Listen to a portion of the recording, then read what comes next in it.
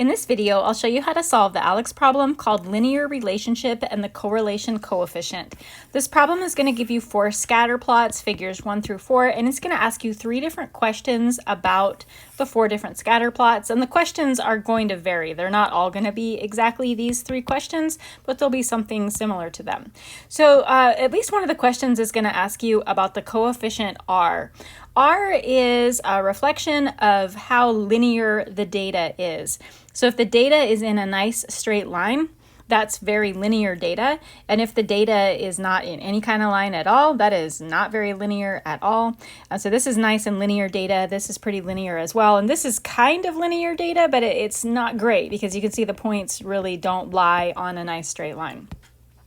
If the data lies on a nice straight line and it's nice and positive like this, the R value is going to be, if it was perfectly linear, the R value would be 1. That would be if it was absolutely perfect. This graph's data is not absolutely perfect. The R value is 1, but it's probably not exactly 1. If something like this, where the data is linear but has a negative slope, the R value in that case is going to be approximately -1. -1 because it has a negative slope. So if the data has a positive slope, if it's trending upward, the R value is going to be 1. If it has a negative slope with the data trending downward, it's going to be -1. Something like this over here is going to have an R value of like 0 because there isn't any kind of line with that at all.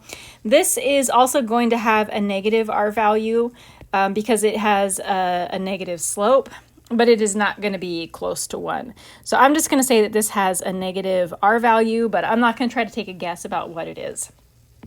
So for my questions, the first one is asking which data set has the R value closest to 1, and that's going to be, because it's asking for +1, that's going to be my figure 3. That's the only one that has a positive slope. This one is asking, or actually let's go down to number 3. This one is asking which one has an R value closest to 0. That's my figure 4. That's bad data. And well, I shouldn't judge the data. And this one is asking which one has the strongest negative linear relationship. So it's asking for the strongest negative linear relationship. That means that it's asking for an R value that is closest to -1. -1 because it's asking for a negative linear relationship, and it's strongest meaning that it wants to be as close to -1 as possible. So that's going to be my 2, my figure 2.